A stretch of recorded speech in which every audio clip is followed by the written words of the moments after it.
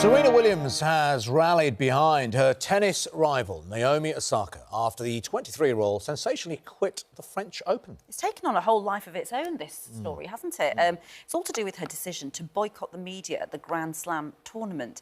Osaka, who is one of the highest-paid sportswomen on the planet, said in a statement that the truth is that I have suffered long bouts of depression since the US Open in 2018, and I have had a really hard time coping with that. She won, of course. I'm not a natural public speaker and get huge waves of anxiety before speaking to the world's media.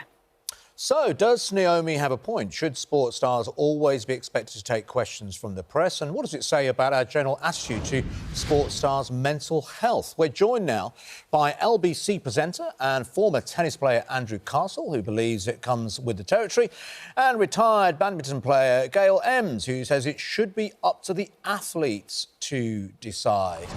Let's come to you first, Andrew, on this. You've played tennis, you've been in the game, you've been on the other side as well. You're a broadcaster as well. I'm sure you've done the interviews. I mean, you can see it from both sides. Do you understand Naomi's point of view here? Yeah, I think the first thing that should be said, and after we've all been through so much in the last year and a half or so around mental health. I mean, yesterday I was reading a report on LBC that perhaps 1 in 6 school children may be suffering mental health problems due to their isolation, their curtailed education, and not being with friends and such. So there is no stigma at all to coming out and saying that I have issues that I have got to deal with. And this is what has changed over the last perhaps 10, 15, certainly 20 years or so.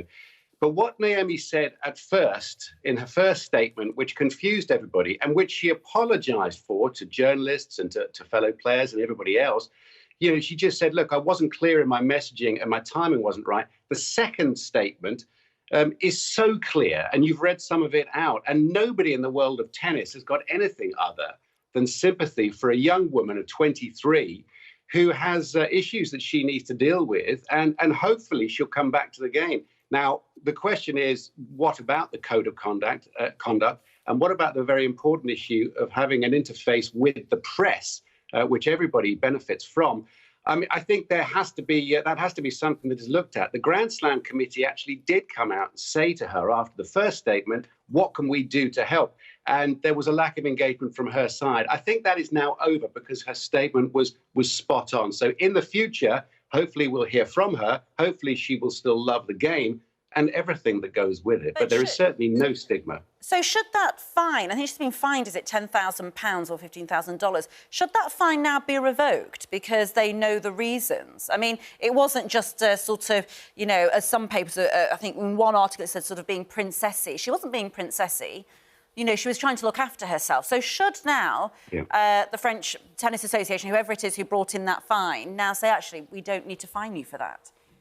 There is a code of conduct that goes along with being a part of these tournaments. Now, what she initially said and what she has said now and subsequently what she has shared with the world brings a whole different complexion to the outlook. If that fine was revoked, I think it's exactly the right thing to do. Clearly, there's an issue. She's pulled out of the tournament. She didn't want this to be a distraction. It's kind of her issue. She's going to deal with it, and hopefully she'll come back to the game. But she was actually just reminded that this is going to go on because it is a part of the deal. You don't make £30 million a year before even hitting a ball just by hitting a ball. It is an ecosystem, an infrastructure. You do have to feed the press a few lines. And for most people, it's OK. For her, it certainly was not. So perhaps there could be special dispensation. Look, 15 grand is a drop in the ocean for her and for the Grand Slams. Hopefully they'll just rescind that and ignore it. Well, let's hear from Gail then. Gail, you're on the other side of this in a way. From your point of view, do you think that the sorts of press conference system, and some are writing that particularly for the women's game, and largely it's a group of male journalists in a room and you have to sit there and, in a sense, they are looking for something from you that you won't get in a tweet. It is emotion, it is tears. There is some sort of, they're looking for a kind of revelation, a sort of almost a breaking down in some respects, or something. They want something from you. Yeah, it's really intimidating, especially when you're on your own as well. It's not like a team sport where you can look around, you've got your teammates to help you out if you don't feel right in that situation. You are in that spotlight. sometimes, people are there, they don't even know who they are. They just might select a few tweets or a couple of Instagram photos, decide on their question then and there. It's horrible. And it can, it needs to change.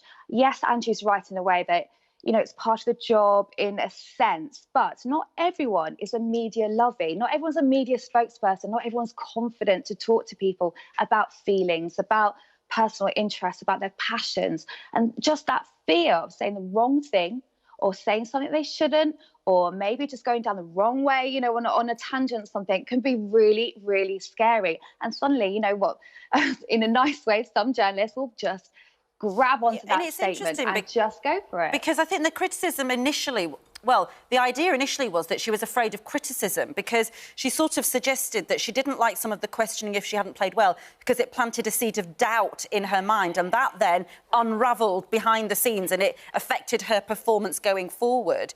Is that a fair enough point? So if it wasn't mental health, but it is the fact that in terms of your sports psychology, going into a room full of people who then criticise the way you've played for the next 20 minutes, Gail, does that have an impact on your performance going forward? And in that of itself, is that something she needs to learn to cope with better? Oh, totally. If you are a person, an introverted person who takes criticism really personally, of course it's going to affect your game. If you read something on social media, if you read an opinion about, I've read stuff before I've gone on to a match and, that Gail Evans is rubbish. And you're like, oh, my goodness, straight away, of course it gets you. No matter how much sports psychology you have, it is going to affect you. At the end of the day, she's a tennis player. She has made the decision, I need to be the best tennis player that I need to be. And if facing the media affects my tennis performance, which she is a tennis player, let's all remember that, then why would you do it? She needs to go out there and perform. And if something is affecting her performance and it's not great for her here or here, don't do it. I wouldn't do it if I was, in her position. Andrew, we are in a society now, and it's a good thing that more and more of us are aware of our mental health. And it is so, so important. And of course, sports stars, no matter how many millions they earn, how successful they are, it can affect anybody.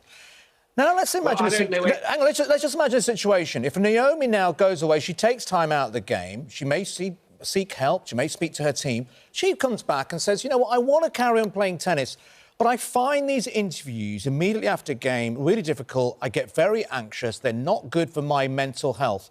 Shouldn't the game find a way of making that work for her? Adil, this is exactly what the game did. The 4 Grand Slams got straight together after the first statement, which I reiterate was very different from the second one and much better, much clearer for everybody, much more sharing of her feelings. And it's now we can all gauge the reaction properly. They did reach out and say, what can we do in the future? So, look, if it comes down to a point where maybe some people are exempt from doing these post-match press conferences, which can be intrusive at times, especially at the very big events where you get a slightly different type of journalist there. You're going to get the tabloid hacks there digging around for a little bit of stuff. And I mean, if that changes, then fine. You do have freedom of speech issues, freedom of the press issues as well. What people were scared of was that she wasn't going to talk to the press at all. And that would take something away from the game. But nobody is looking to persecute a young professional woman who is the centre of attention wherever she goes. It is not easy. We all, no matter who we are, if you're in the spotlight and if you get criticised, as Gail was rightly saying, it hurts. I mean, the difference is Naomi's interview, generally speaking, when she's played great and she's won, and most of the time they're pretty gentle press conferences, rightly so. You should have tried losing every week of a professional career like I did. The questions were horrible. You end up loving yourself if you win and hating yourself if you lose. I mean, that is a real problem to have. All right. Listen, Andrew, I think you've summed that up really well and a very balanced view there. Thank you very much, Andrew Castle, and thank you so much, Gail Evans, retired badminton player, for joining us this morning on Good Morning Britain.